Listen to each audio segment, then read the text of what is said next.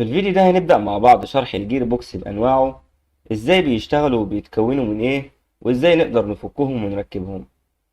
قبل ما اقول لكم انواع الجير بوكس، تعالوا نفهم الاول ازاي الجير بوكس بيشتغل، وازاي بقدر اتحكم في السرعة والعزم من خلاله.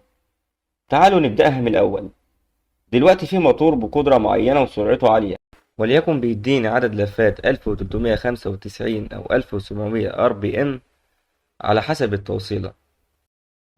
وانا السرعة دي ما تنفعنيش في تحريك معدات وخطوط انتاج، خصوصا اننا لازم نكون عارفين ان كل ما كانت السرعة عالية كل ما كان العزم قليل، ولما السرعة تبقى قليلة هتدينا عزم اعلى، وده لان قانون الباور بيساوي السرعة الزاوية في العزم.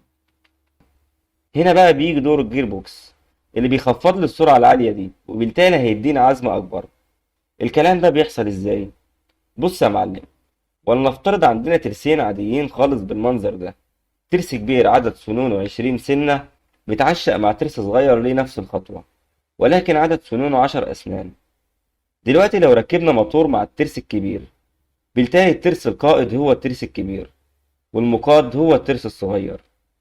قبل ما أحرك لازم نكون عارفين حاجة مهمة، وهي الجير ريشيو أو النسبة بين التروس، وبتحسب عن طريق إننا بنقسم عدد سنون الترس المقاد على الترس القائد. يعني في الحالة دي الجير ريشيو هتساوي 10/20، هتساوي نص أو 1/2. وده معناه إن الترس الكبير لو لف لفة واحدة، الترس الصغير هيلف لفتين في نفس الوقت. وعشان أوضح لكم أكتر، هنعلم الترس الكبير بعلامة والترس الصغير بعلامة برضه، والاتنين متقابلين عند نفس النقطة. لو جينا نلف الترس الكبير المتصل بالموتور، هنلاحظ إن الترس الكبير لما كمل نص لفة، الترس الصغير كان مخلص أول لفة ليه، ووصل عند نفس النقطة اللي كان عندها في الأول. وهيعمل كمان لفة أول ما الترس الكبير يخلص لفته كاملة. وبكده أنا بزود السرعة في التوصيلة دي، يعني الموتور بيديني 50 لفة، وأنا بخرج من خلال التوصيلة دي 100 لفة. طيب دلوقتي أنا عايز أعمل تخفيض للسرعة، هعمل إيه؟ هركب الموتور عند الترس الصغير، بالتالي الصغير هو اللي هيكون القائد، والترس الكبير هو المقاد. يعني النسبة هنا هتكون 20/10، هتساوي 2 أو 2/1. بالتالي الترس الصغير لو لف لفتين، الترس الكبير هيكون لف لفة واحدة بس. يعني الترس الصغير لو لف 100 لفة جاية من الموتور، التركيبة دي هتديني 50 لفة لو اعتبرناها جير بوكس. طيب لو في كذا ترس متركبين مع بعض، أحسب النسبة إزاي؟ هقول لك هو نفس الكلام، هتحسب النسبة بين كل ترسين وبعدين تضربهم في بعض. أنواع الجير بوكسات بتختلف حسب الوظيفة اللي عايزين يقوم بيها، وعلى حسب أنواع التروس المستخدمة. عندنا الورم ريدكشن جير بوكس، واللي بنستخدم فيه ترس على شكل دودة وترس عادي، والهيليكال بيفل جير ريديوسر، وتسمى كده لأن التروس المستخدمة فيه من النوع الهيليكال جير والبيفل جير، والبلانتري جير ريديوسر أو الجير بوكس الكوكبي، وتسمى كده لأن الترس المركزي الداخلي يعتبر الشمس، والتروس اللي بتدور حواليه تعتبر الكواكب. والبيفل جير ريديوسر واللي بنستخدم فيه تروس من النوع البيفل جير، والهيليكال جير ريديوسر اللي بنستخدم فيه تروس من النوع هيليكال جير، وممكن تبقى سنجل أو دبل هيليكال جير.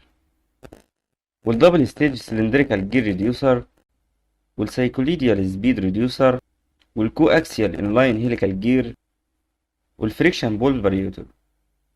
نبدأ بالورم جير بوكس، وفي الفيديوهات الجاية نتكلم عن نوع تاني حسب اختياره. زي ما قلنا بيتكون من ترس على شكل دودة وترس عادي، والدودة بتتصنع من مادة أعلى من المادة اللي بتتصنع منها الترس العادي، لأن الترس العادي بيبقى أسهل في التصنيع، وبالتالي لو حصلت مشكلة الترس العادي هو اللي بيتاكل ويبوظ. وفي الغالب بيكون مصنوع من النحاس، والدودة من الصلب أو الفولاذ. عشان كده دايما الدودة هي الترس القائد، والترس العادي هو المقاد.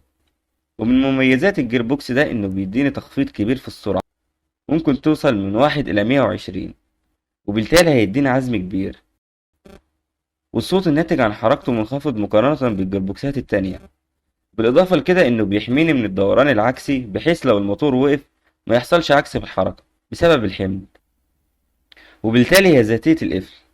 ويمكن برضه نعكس حركة العمود بسهولة، ولكن من عيوبه إن كفاءته قليلة، وبالتالي هيؤدي لفقدان في الطاقة كحرارة أثناء التشغيل. ده غير إنه بيحصل تآكل، عشان كده التزييت والتشحيم مهم كل فترة. بيكون في بليتين على أطراف الدودة، والبلية اللي من ناحية وش الموتور بيكون فوقها أولسيه وتيلة، والناحية التانية تيلة وغطا بس. والترس العادي عليه بليتين برضه، وفوق كل بلية أولسيه مانع للتسريب. بيتم فصل الموتور عن الجير بوكس، وبعدين بناخد الجير بوكس، وأول حاجة بنعملها تفريغ الزيت من خلال الطبة الموجودة بجسم الجير بوكس. وبعدين بيتم فك الغطا اللي كان متصل مع الموتور، واللي بيكون فيه أولسيه وبنغيره لو فيه حاجة. وبعدين بيتم فك الغطا البلاستيك اللي من الناحية التانية، وبيكون تحته تيلة بنطلعها برضه، وفي تيلة من الناحية التانية بنخرجها برضه. وبعدين بنفك أحد جوانب الجير بوكس، واللي بيكون متركب فيه أولسيه برضه. وبعدين بيتم استخراج الترس النحاس من خلال مكبس، أو إننا بنخبط عليه بمادة أضعف منه لغاية ما يخرج معانا بالمنظر ده البليتين على جوانبه. وبعد كده بنخرج الدودة برضه من خلال مكبس، أو الخبط عليها بمادة ضعيفة ولتكن من النحاس. وبكده نكون فكينا الجير بوكس. بعد ما نغير كل حاجة بنركب بلية في الجنب اللي متفكش، وبعدين بننزل الترس العادي، وبعدين نركب البلية اللي بتبقى على الدودة اللي من ناحية الموتور، ونركب التيل عشان تبقى ركيز للدودة. وبعدين بننزل الدودة، واحنا بننزلها بنلفها بالراحة عشان تمشي مع الترس العادي، ونضمن تركيبهم صح مع بعض. وبعدين بنركب التيلة، وبعدين الغطا البلاستيك والغطا اللي من ناحية الموتور. وقبل ما نركب الغطا ده بنملى الجيربوكس بزيت تروس مناسب، وبعدين بنركب الغطا. ومننساش نفك أي طبة موجودة بجسم الجيربوكس عشان نخرج الضغط اللي فيه واللي حصل بسبب تركيب الغطا.